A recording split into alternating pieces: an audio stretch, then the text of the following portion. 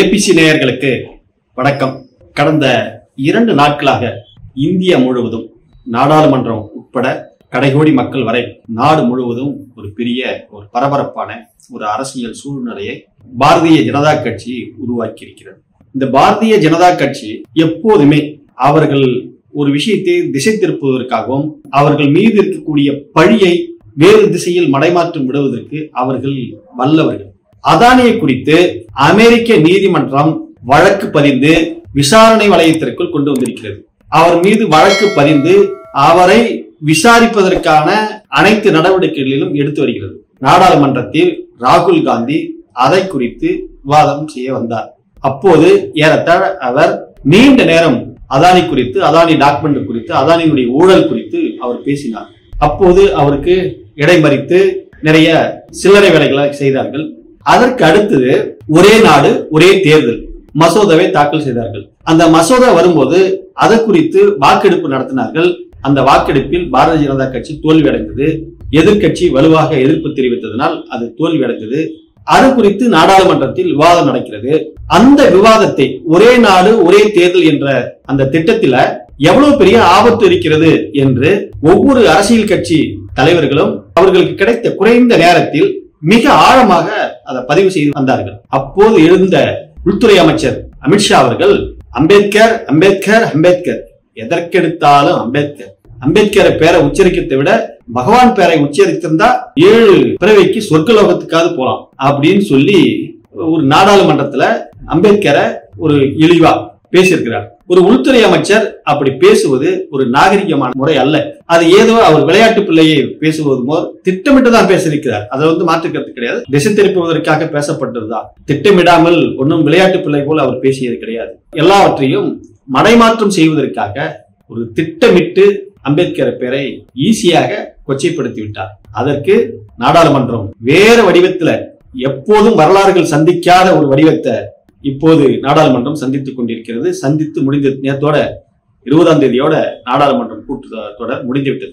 இன்னும் நாடு முழுவதும் அமித்ஷா எதிர்த்து ரயில் மறியல், சாலை மறியல், ஆர்ப்பாட்டம், போராட்டம் நடந்து கொண்டுதான் இருக்கிறது.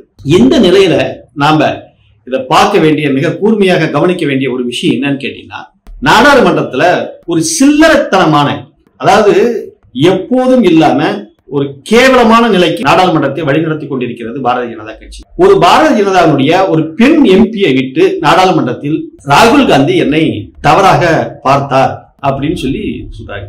ஏற்கனவே ஒரு அமைச்சராக இருந்த ஒரு அம்மா ராணி, அது ஒரு பெரிய டிராமா கேரக்டர். அந்த அம்மா ராகுல் காந்தி எனக்கு பிளைங் கிஸ் கொடுத்தார் அப்படின்னு சொல்லிட்டு நாடாளுமன்றத்துல பதிவு பண்ணாங்க.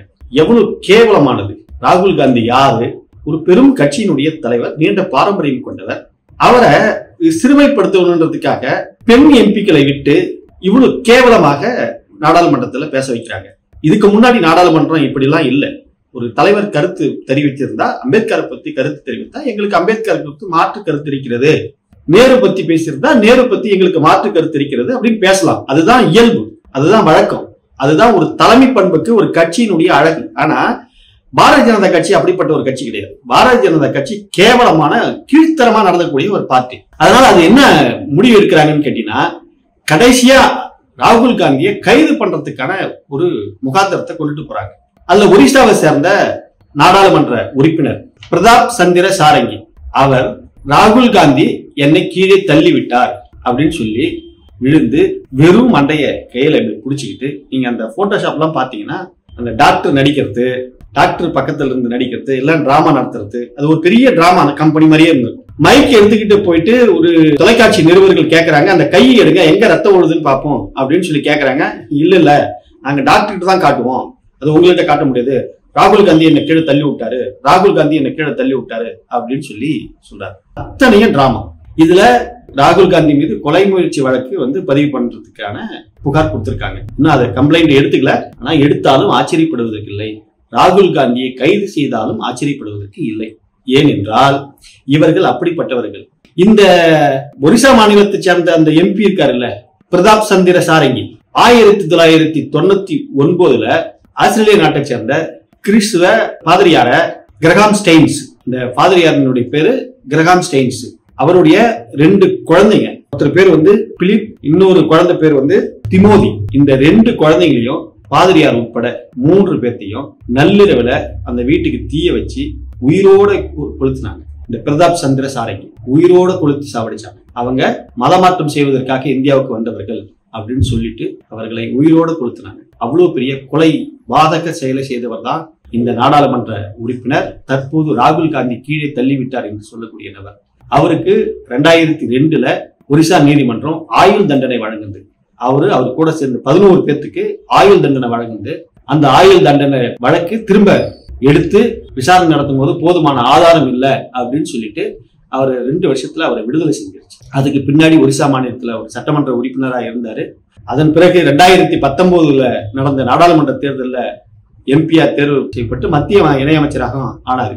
இப்போது அவருக்கு வந்து இந்த தேர்தலில் மந்திரி பதவி கிடைக்கல.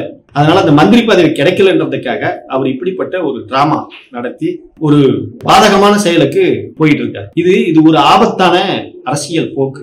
இது எதுக்காக இந்த வீடியோல நாம அதை பதிவு பண்றோம் அப்படின்னு சொல்லி கேட்டீங்கன்னா, பாரதிய ஜனதா கட்சியினுடைய உண்மை முகம் அப்படின்றது வந்து அவர்களுக்கு அம்பேத்கரை கொண்டாடணும் அப்படின்றது கிடையாது. அம்பேத்கர் மேல அவர்களுக்கு பற்றுலாம் எதுவும் கிடையாது. இது ஏன் இப்ப வந்து இந்த விஷயத்தை கிளறி விடுறாங்க அப்படின்னு சொல்லி கேட்டீங்கன்னா, அதாவது ஏற்கனவே இந்து மதத்தை காப்பாற்றக்கூடியவர் நான் தான் அப்படின்னு சொல்லிட்டு முன்னாள் பாரதிய ஜனதா கட்சியினுடைய தலைவர் அத்வானி, நான் தான் இந்து மதத்தினுடைய தலைவர், இந்து மதத்தை நான் தான் காப்பாற்ற வந்த பிதாமகன் அப்படின்னு சொல்லி சொன்னவர்.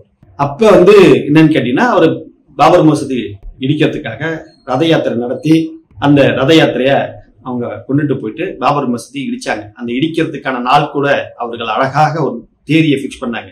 அம்பேத்கரனுடைய மறைந்த நாள், நினைவு நாள் டிசம்பர் 6ஆம் தேதி. அது அம்பேத்கர் பேர் அங்க வந்துடக்கூடாதுன்றதுக்காக அதை பாபர் மசூதியினுடைய இடிப்பு நாளாக கொண்டாடணும், நாடு கொண்டாடணும் அப்படின்னு சொல்லிட்டு மாத்தினாங்க. அம்பேத்கரனுடைய அந்த நினைவை சுவடை அன்னைக்கு யாரும் அம்பேத்கரை கொண்டாடிடக்கூடாது அப்படின்றதுக்காக அந்த சுவடுகளை மறைக்கணுன்றதுக்காக திட்டமிட்டு டிசம்பர் 6ஆம் தேதி தேர்வு பண்ணாங்க. அதுக்கு அடுத்தது இந்து மதத்தினுடைய நான் தான் பிதாமகன் சொல்லிட்டு இருந்த, நான் தான் இந்து மதத்தை காப்பாற்ற வந்த ரட்சகன் சொல்லிட்டு இருந்த அத்வானிய மோடி வெளியில வந்தாரு. நீ என்ன இந்து மதத்தை காப்பாத்துறது, நான் இப்ப காப்பாத்தி காட்டுறேன் பாரு அப்படின்னு சொல்லிட்டு குஜராத்ல ஒரு கலவரத்தை உண்டு பண்ணி ஏறத்தாழ ஒரு 3500க்கு மேற்பட்ட உயிர்களை பலி வாங்கினார். அதுக்கு பின்னாடி ரயில் எரிப்புல ஒரு 3000க்கு மேற்பட்ட நபர்கள், அதுல 3/4 பூரா முஸ்லீம்கள் அதுல இறந்து போனாங்க. மிகப்பெரிய கலவரத்தை உண்டு பண்ணி இப்பதான் நான் தான் இந்து மதத்தை காப்பாற்ற வந்த பிதாமகன் அப்படின்னு சொல்லி அவருக்கு அடுத்த ப்ரொமோஷன் கிடைச்சு போன 2-3 மாதத்துக்கு முன்னாடி நடந்த அந்த தேர்தலாம் கூட நான் வந்து மனித பிறவி கிடையாது, நான் தெய்வ பிறவி, நான் அவதாரம், இறைவனுடைய தூதர் நான் தான் அப்படின்ற மாதிரிலாம் வந்து ஒரிசா மாநிலத்தில் நடந்த தேர்தல் பிரச்சாரத்துல அவர் பேசினாரு. யாரு? நரேந்திர மோடி அவர்கள். இப்ப இந்த காலகட்டத்துல நரேந்திர மோடியா அமித்ஷாவா அப்படின்ற அந்த காலகட்டம் இப்ப வர ஆரம்பிச்சிருச்சு. நரேந்திர மோடியை ஓரம் கட்டிட்டு எல்லா டிபேட்லயும் எல்லா சேனல்களையும் இன்னைக்கு அமித்ஷாவை பத்தி பேச வேண்டும் அப்படின்ற ஒரு நிலை இன்னைக்கு உருவாயிடுச்சு.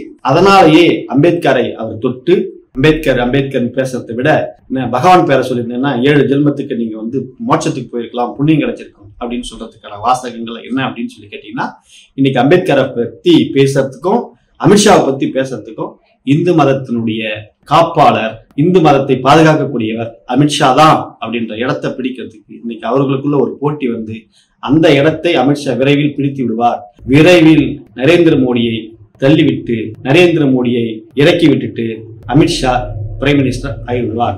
அல்லது இதோட முடித்து விட்டு 2029ல வர தேர்தலில் அமித்ஷா தான் பிரைம் மினிஸ்டர் கேண்டிடேட். அதுவரை இப்போதே அதுக்கான திட்டங்கள், செயல்பாடுகள் அனைத்தையும் இவர்கள் காய் நகர்த்தி கொண்டு வரார்கள். அதனுடைய ஒரு பகுதி தான் ஒரே நாடு ஒரே தேர்தல்.